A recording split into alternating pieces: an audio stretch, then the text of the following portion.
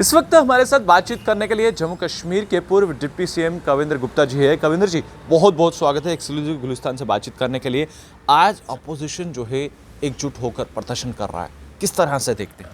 देखिए, लोकतंत्र में अधिकार है उनको प्रदर्शन करने का, लेकिन जिन विषयों को लेकर के वो प्रदर्शन कर रहे हैं तो उनको समझना चाहिए जम्मू कश्मीर की जो आज परिस्थिति है वो कैसे सुधरी, इसके लिए कितने प्रयत्न किए गए। आपकी सरकारों में तो यहाँ आतंकवाद का एक दौर था, कैलेंडर जारी होते थे, कोई बाहर नहीं निकल पाता था, रोज़मर्रा के बंद रहते थे।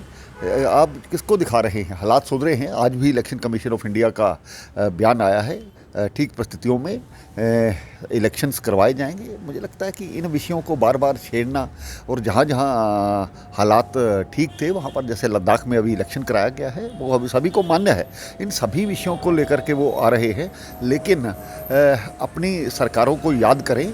आज तो परिस्थितियाँ बहुत बेहतर हुई हैं जम्मू कश्मीर की, हर व्यक्ति को अधिकार मिला है। अगर हम देखें, पहाड़ी, वाल्मीकि समाज, गोरखा समाज और गुज्जर समाज, जिनको इन्होंने आज तक कभी पूछा नहीं था, उन विषयों को लेकर के आज डेवलपमेंट का एक नया दौर चल रहा है। तो जम्मू कश्मीर आगे बढ़ रहा है, लेकिन शायद इनको रास नहीं आता, इसी कारण से ये इस प्रकार की बातें करते हैं। आप किस तरह से देखते हैं? विपक्ष लगातार तीखे हमले कर रहा है। वो कह रहा है करगिल के अंदर तो भाजपा का सिर्फ आंकड़ा 2 पर ही रुक गया, और ये कह रहा है कि दूसरा मुकम्मल जो आज संविधान बचाओ प्रदर्शन करने जा रहे हैं, क्या हम माने कि जम्मू कश्मीर में संविधान जो है वो ख़त्म हो चुका है और इलेक्शंस यहाँ पर नहीं करवाए जा रहे हैं, और ये कहा जा रहा है कि करगिल के अंदर तो भाजपा अपना आंकड़ा बढ़ा ही नहीं सका? देखिए, 2013 में मात्र 613 वोट पर हम थे। आज भारतीय जनता पार्टी ने 2018 की अपेक्षा 4 गुना वोट लिए हैं, और अब 1 सीट से हम 2 सीट पर आए हैं। हमें ये सारी जो परिस्थिति है स्वीकार है। इनको ये भी याद होना चाहिए, भारत में कभी 1984 में हमारी 2 सीटें हुआ करती थी। हम पूरे आज भारतवर्ष में राज कर रहे हैं। ये स्थितियाँ बदलती हैं और बदलेंगी।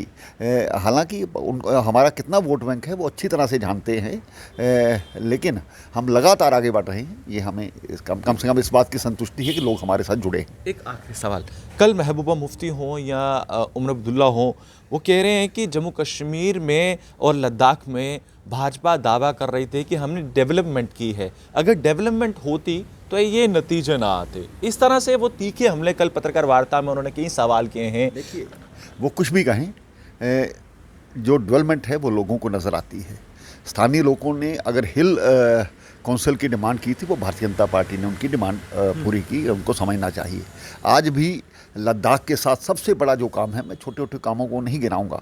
आपके राज में तो वहाँ पर कोई कॉलेज भी नहीं खुला था, लोग पढ़ने के लिए जम्मू आते थे, आज भी आ रहे हैं, लेकिन आज वहाँ पर यूनिवर्सिटी और दूसरी चीज़ों का निर्माण हुआ है। 5800 करोड़ की, जो लोग 6 महीने देश से कटे रहते थे, उनके लिए वहाँ पर टनल बनाई जा रही है, और मैं प्रधानमंत्री जी का साथ स्वयं उस टनल का उद्घाटन किया था। तो खुली आंखों से देखो तो शायद उनको डेवलपमेंट भी नज़र आएगी। इसका वोट बैंक के साथ ताल्लुक़ नहीं है।